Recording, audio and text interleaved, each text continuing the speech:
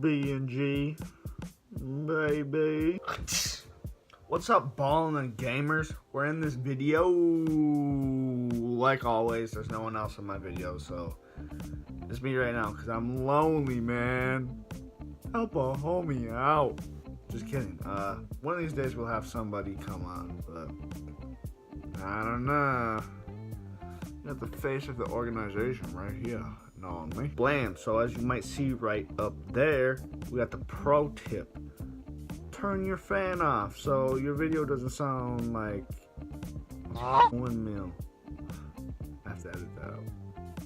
But enough talking, into the video. Let's get it. So I want to start this video with a major, just before the video starts, just literally don't attack me. Whoever you take out of these two players, you're going to be successful. You're not going to regret your pick. I'm just putting down my take on how I evaluate these players. If I had the first pick, who would I take? Now, I don't want to hype myself up, but we faced this situation last year with the Gurley and Le'Veon Bell situation where it was kind of a toss-up between David Johnson and Le'Veon Bell. Well, I did my research and I picked Le'Veon Bell instead of David Johnson. Now, if David Johnson didn't get hurt, could that be a different situation? Yes, but in the long term, I am so happy with my decision. I'm so glad I did not take David Johnson. And this year, if I had the number one overall pick, I would take Le'Veon Bell over Todd Gurley. Blam! Okay, so you guys aren't going to listen to me if I don't have stats or anything to back it up, so we did that research. Nah, man. Gurley hit 1,305 yards last year with 13 rushing touchdowns, 4.2 yards per carry, and averaged 18.6 carries in 2017. He's also smacking 87 targets and 64 receptions with 6 receiving touchdowns. So he finished the season with 19 touchdowns, and that was amazing. There was some research, 40% of the championship teams had Todd Gurley on that team. So if you had him on your team, you most likely won your league. Now we're going to drop Bell's stats. 1,291 yards, 9 ruddies, rushing touchdowns, we might say that a little bit more. 4 yards per carry and 21.4 carries per game. And to top that off was 106 targets and 85 catches, plus 2 readies, reception touchdowns. And then right away from these, my take, I can't go too in depth on these because obviously Gurley outperformed Bell last year. He was the number one player and he outscored him by what, like 40 points because he went hard. But right away, I want to say we see more carries per game for Bell and more receptions per game for Bell.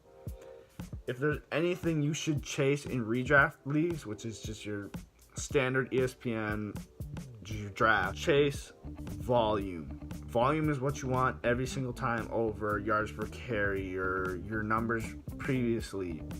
You want volume. Alright, we want this bad boy to be a little quick today, so yet again a short one. We might make a long one now next week, but I'm heading to the bin this weekend. Maybe a little bit of vlogging. We see. Probably not, because I want to enjoy my weekend. So, against Gurley, there's quite a bit, so you know, this is just my breakdown. Feel free to add a comment of like, I disagree completely, but this is just what I found.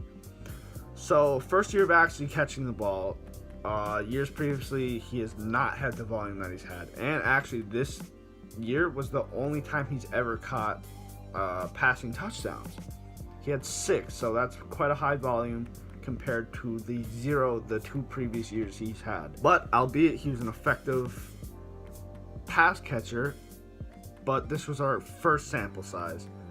In his career, he only averages 2.9 receptions per game compared to Bell's 5 receptions per game.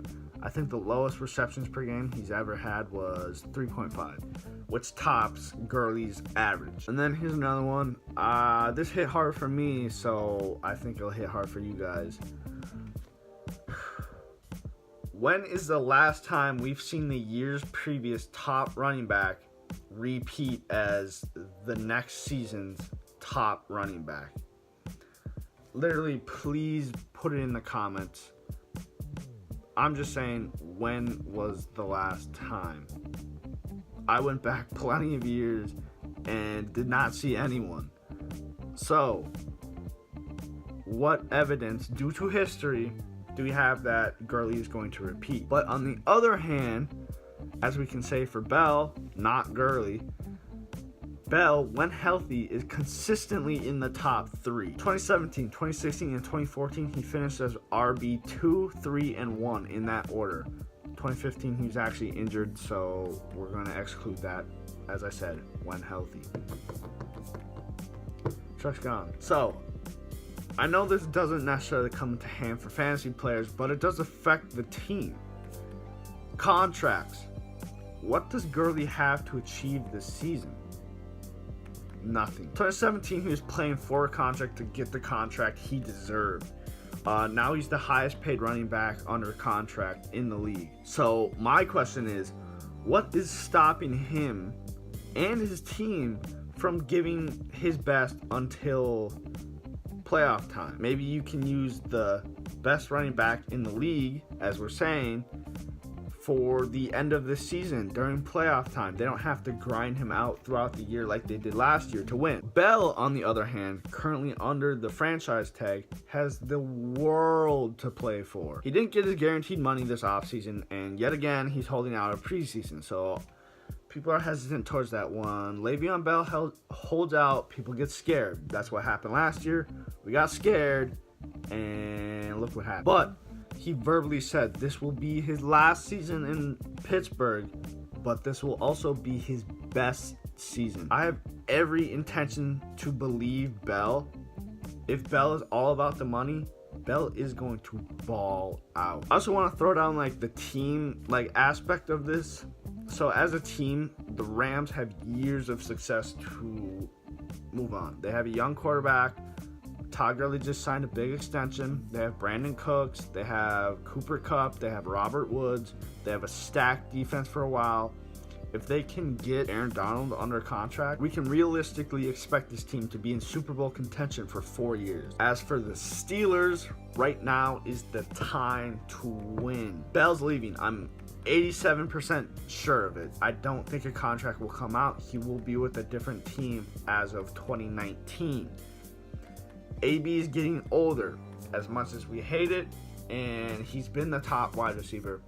Eventually, Juju will take Brown's spot, and Roethlisberger is aging. He's possibly going to be replaced by Mason Rudolph in the soon future. When they have their talent on their team, this could be the last year. This could be their last chance for the next 2, 3, maybe even 4 years to win the Super Bowl. I also want to talk about the Steelers and Bell's relationship.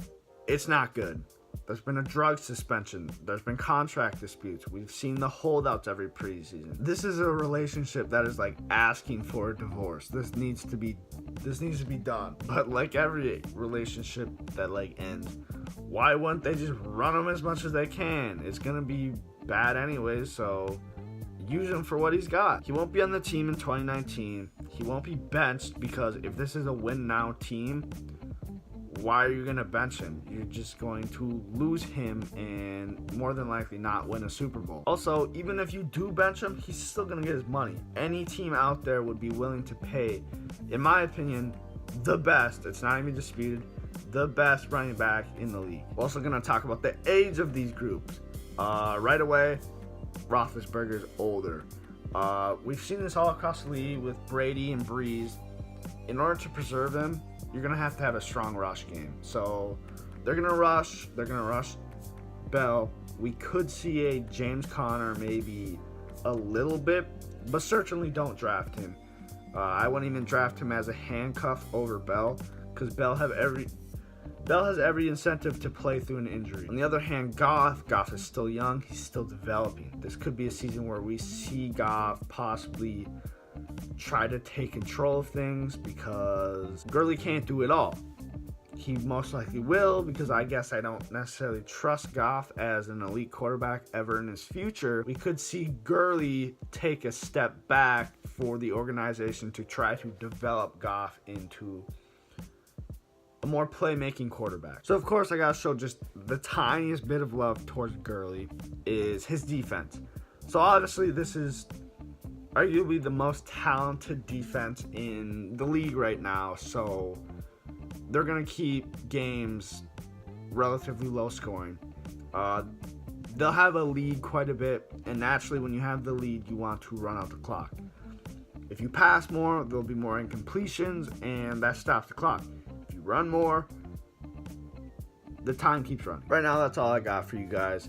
I know this is already a topic that everyone's debating about, but in my opinion, the more information you have, the more realistic observation or like prediction you can have. So shouts out to the people that clicked on my video to figure out, hey, maybe I'll figure out more information from this unknown YouTuber. Also, if you made it like this late in the video, I want to point out something.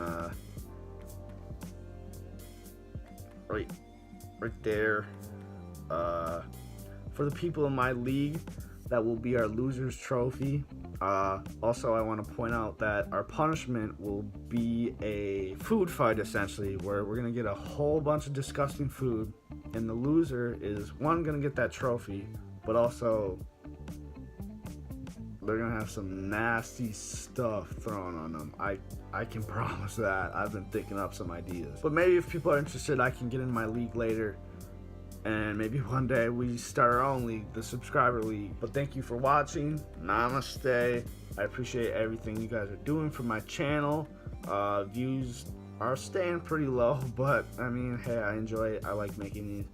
Next week, we're going to have more planned out videos. I start school, so it might be a little bit more stressful and maybe shorter, but these videos will be planned. So I promise I'll keep posting. We're going to stay on that grind because that's the volume we need. Thank you, and peace out. Peace.